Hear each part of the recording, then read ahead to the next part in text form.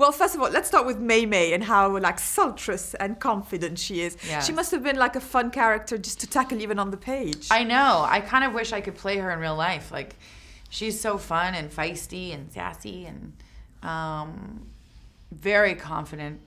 Too confident, you know. In real life, she'd be a lot to handle. She's a lot.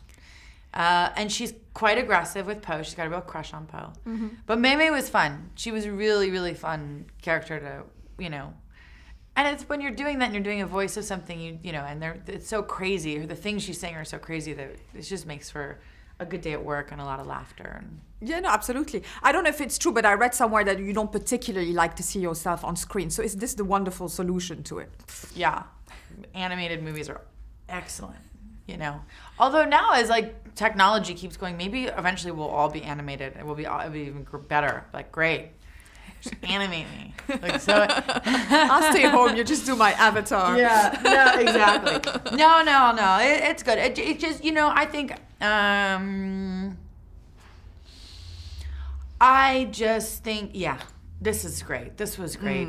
You're completely removed from it. Although it's fun, they do animate the face to your expressions, which is really interesting to watch. Because then you kind of are watching it going like, does she look like it does kind of, I can see it a little bit, you know.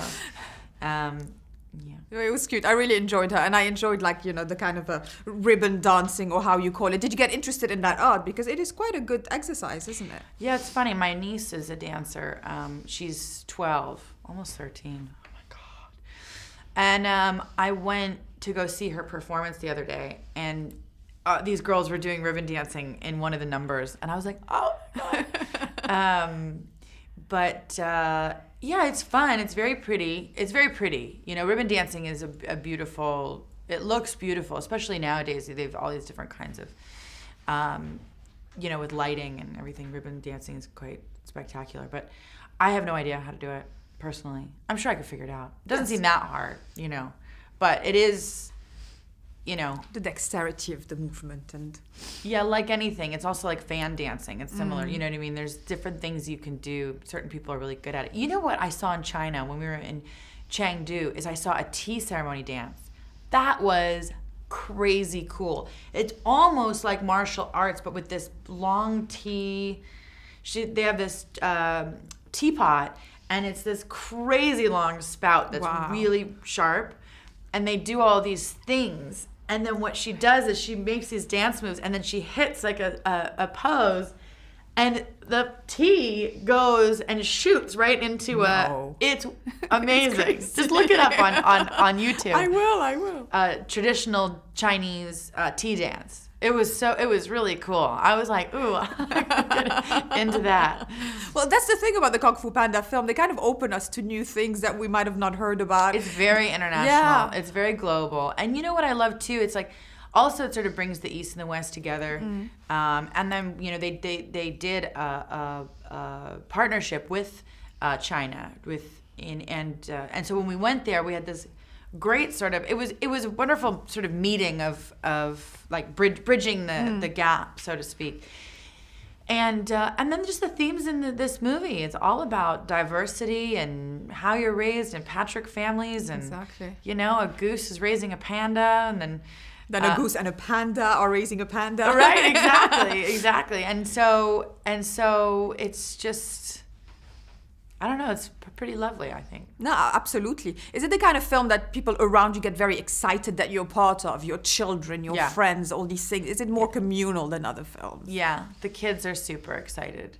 I don't know if it's other... Yes, I mean, obviously I have a 4-year-old and a 12-year-old. My 12-year-old's into, you know, older, bigger, you know, movies now are starting to change a little bit. But he still enjoys a good animated film. I think everybody enjoys a good animated film. I'm 38. I do too. Yeah, exactly. So you sort of go, you know, but because it's Kung Fu Panda and it's the third one and it's been such a fixture in our house, it's pretty cool that, you know, I get to be like, Mom is in the third one.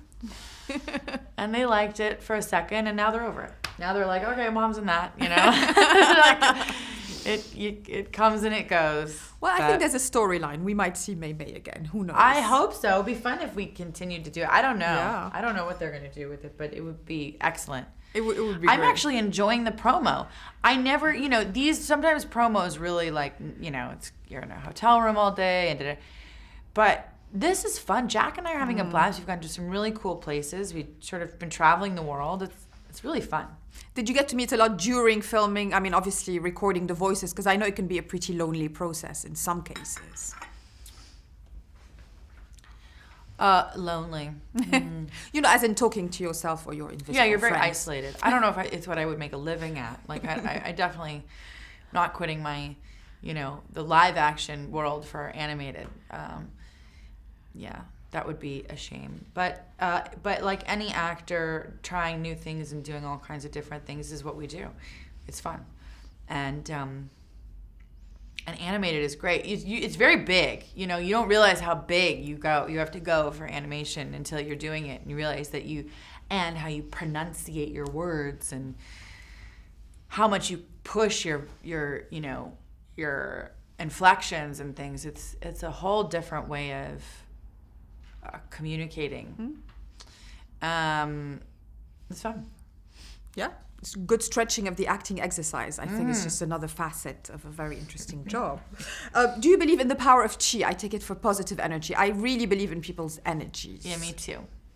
I do. Well, I don't think it's about necessarily.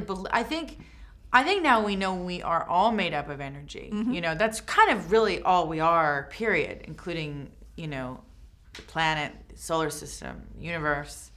Right. We're all basically made up of the same mishigas, same stuff.